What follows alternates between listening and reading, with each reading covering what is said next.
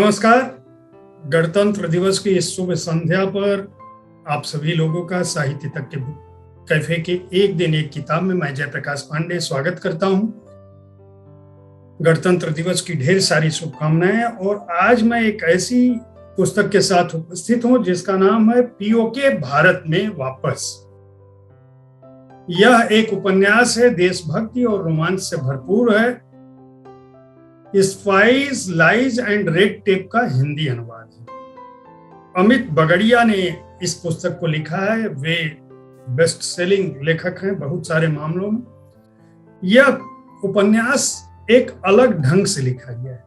कल्पना है क्योंकि पाक अधिकृत कश्मीर भारत का हिस्सा नहीं है, लेकिन यह पुस्तक भारतीय फौज के साहस, हमारे जासूसी खुफिया दलों की उम्दा जानकारी और वैज्ञानिक सोच के साथ साथ हमारे सियासत पक्ष पर राष्ट्रवाद के बढ़ते हुए दबाव और उस दबाव से लिए गए फैसले की गाथा कहती है।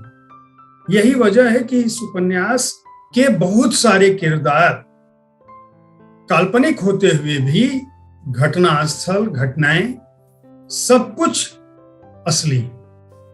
और इसकी पृष्ठभूमि पर बहुत सारे फौजी लोगों ने, बड़े फौजी अफसरों ने इस उपन्यास की तारीफ की है, इसके कथ्य की तारीफ की है। और खुद लेखक अमित बगड़िया ने इस बात का उल्लेख किया है कि उन्होंने यह पुस्तक भारतीय सेना के साहस और इंटेलिजेंस सेवाओं के सदस्यों को समर्पित की है जो 24 घंटे इस देश की सुरक्षा में लगे रहते हैं। इस पुस्तक में कथानक इतनी तेजी से भागता है कि उपन्यास को पढ़ते समय कई बार यह अचरज होता है कि इस तरह के उपन्यास भारत में लिखे नहीं गए।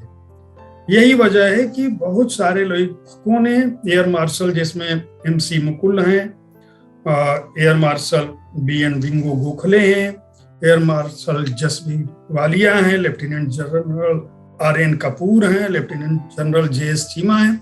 इन सारे लोगों ने इस उपन्यास की बहुत सारी तारीफ की और उनका कहना है कि यह उपन्यास जो भारत की सुरक्षा प्रणाली है और जो अंतर्राष्ट्रीय संबंध है उनको भी व्याख्यायित करती है, खासकर पाकिस्तान से जो भारत का रिश्ता और सियासत और सुरक्षा दलों के बीच किस तरह का माहौल बनता है, खासकर जब पाकिस्तान की बात आती है, उसका भी कहीं ना कहीं जिक्र यह उपन्यास करता है। अमित बगड़िया खुद भी कहते हैं कि उन्होंने 9 किताबें इससे पहले लिखी हैं, जिनमें भारतीय राजनीति, भारतीय इतिहास, सरकार की परिचालन, टाटा ग्रुप, जासूसों की दुनिया और इंटेलिजेंस एजेंसियों पर बहुत सारे किताबें उन्होंने लिखी जो 9 थी इसके पहले। लेकिन यह उनका पहला उपन्यास है और जिस ढंग से उन्होंने इस उपन्यास की बुनियाद खड़ी की है, बहुत सारे लोगों का कहना है कि वे अंतर्राष्ट्रीय स्तर पर जो लेखन हुआ है, जो जासूसी और खुफिया के उपन्यास लिखने वाले जो लेखक हैं, कहीं ना कहीं उनकी तर्ज पर उन्होंने इस किताब को बगड़िया ने लिखा है।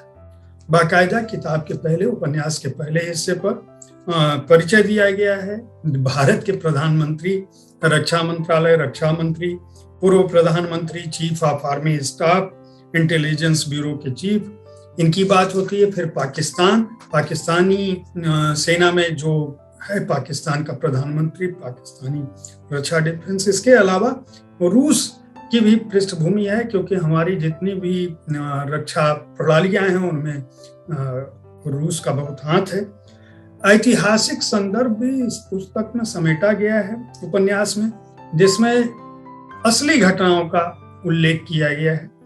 पहला जो भारत पाकिस्तान युद्ध हुआ 1947-1948 में, उसके बाद 1965 में जो युद्ध हुआ, 1971 में जो युद्ध हुआ, 1999 में जो युद्ध हुआ, कारगिल युद्ध जिसको हम कहते हैं। इसके अलावा जम्मू व कश्मीर में जो विद्रोह हुआ, एक तरह से जो आतंकवाद की पैठ रही अनुवाद करते समय, विद्रोह लिखा गया है, सशस्त्र विद्रोही दल जो आजादी के तुरंत बाद था और उसके बाद जो लगातार आतंकवाद की शक्ल में बना रहा।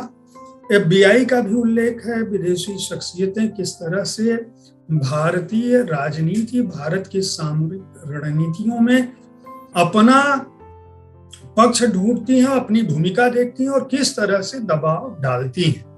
भारतीय सियासतदान भले ही झुक जाएं, भारतीय सेना का शौर्य और भारतीय खुफिया एजेंसियां ऐसे किसी भी मसले को स्वीकार नहीं करती हैं और कई बार आगे बढ़कर वे फैसला करती हैं।